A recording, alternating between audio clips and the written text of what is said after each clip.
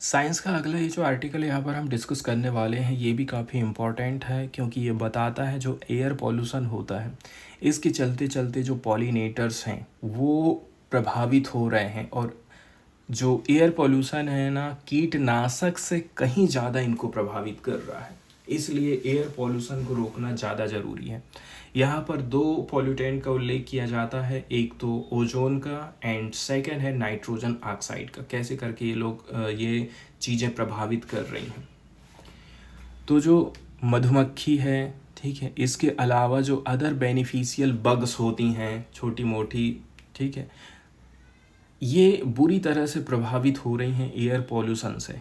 Air pollution से ये ज़्यादा प्रभावित हो रही हैं, और यदि ये ज़्यादा प्रभावित होंगी तो इसका मतलब ये है फूलों में पौधों में परागकण बहुत कम हो पाएगा। इससे पौधों की जो प्रजनन कैपेसिटी है वो प्रभावित होने वाली है, ऐसा यहाँ पर बताया जाता है। तो जो वैज्ञानिक लोग हैं यूनिवर्सिटी ऑफ रीडिंग, इन्होंने एनालिसिस किया था 120 वैज्ञानिक पेपर्स का, ताकि अंडरस्टैंड करें कि कैसे करके 40 प्रकार के जो इंसेक्ट हैं 19 देशों के रिस्पॉन्ड कर रहे हैं एयर पॉल्यूटेंट्स को।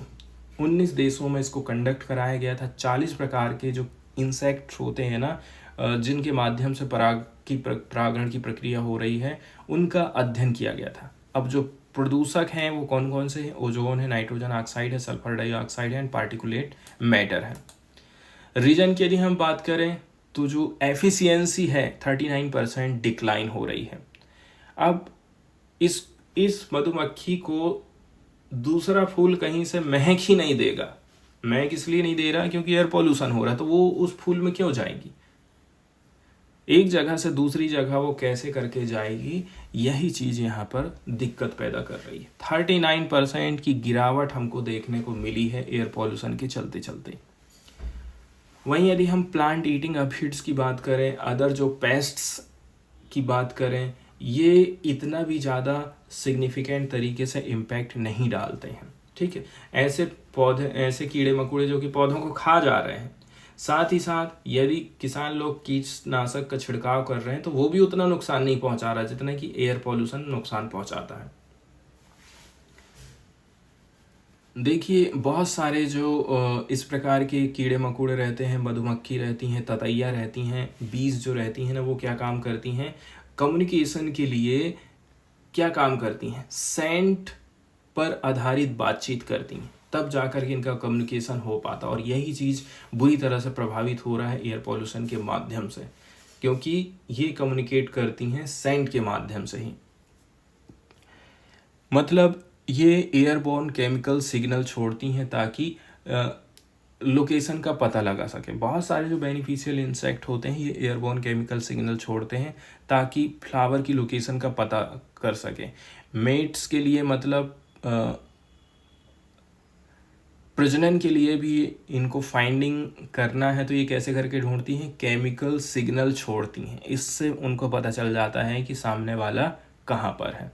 या फिर उनको शिकार करना है तो भी वो एयरबोर्न केमिकल सिग्नल छोड़ती हैं। जो एयर पॉल्यूटेंट्स होते हैं वो केमिकली चेंज कर देते हैं सेंट के स्वभाव को, एंड इससे क्या होता है, जो इंसेक्ट की एबिलिटी रहती है वो फूलों को नहीं डिटेक्ट कर पा रहे हैं, अपने साथी को नहीं से डिटेक्ट कर पा रहे हैं, अपने शत्रु को नहीं डिटेक्ट कर पा रहे हैं, उनकी जो सेंसरी लैंडस्केप है वो कम हो जाती है। बहुत सारे जो पेस्ट्स होते हैं रिलाय करते हैं on long distance Q and more on direct contact or visual cues, making them less vulnerable to air pollution's effect on airborne chemical signal. अब ये जो स्टडी कंडक्ट कराई गई थी, इसके माध्यम से फोकस किया जा रहा है कि कैसे करके जो एयर पॉल्यूशन इम्पैक्ट करता है अलग अलग इंसेक्ट के ऊपर, उनका बिहेवियर कैसे हो जा रहा है, बायोलॉजिकल चेंजेस के कुछ हो रहे हैं, साथ ही साथ उनकी जो फीडिंग है, ग्रोथ है, सर्वाइवल है, प्रोडक्शन है, एंड अपने खाना को ढूंढने की जो कैपेसिटी है वो कितना कर पा रहे हैं, ये सारी चीज़ों के ऊपर इस स्टडी के माध्यम से अध्ययन किया जा रहा है। वहीं यदि हम सब फैक्टर को देख लेना तो जो इंसेक्ट्स की एबिलिटी है कि मैं खाना अपना ढूंढ पाऊँगा, सबसे ज़्यादा यही प्रभावित हो रही है एयर पॉल्यूशन के चलते चलते। मतलब 1/3 इसमें गिरावट हमको देखने को मिल गई है। आगे और भी बोला जा रहा है कि भाई कैसे करके ये और भी ज़्यादा से ज़्यादा प्रभावित हो रहे हैं। एयर पॉल्यूटेंट्स की यदि हम बात करें तो जो ओजोन गैस है ना, ये इमर्ज होके आ रही है as a particularly harmful pollutant. ठीक है, इसके चलते चलते जो इंसेक्ट की एबिलिटी होती है उसमें 35% की गिरावट हमको देखने को मिल जा रही है। ओजोन पोल्यूशन का कहना चाहिए काफ़ी डिटरमेंटल इम्पैक्ट पड़ता है, यहाँ तक कि लो ओजोन लेवल भी है below current air quality standard can cause significant damage. कम भी है, वो भी कम बहुत ज़्यादा हो जाता। वही नाइट्रोजन ऑक्साइड की बात करें तो ये भी जो बेनिफिशियल इंसेक्ट होते हैं ना, उनको बुरी तरह से प्रभावित करता है।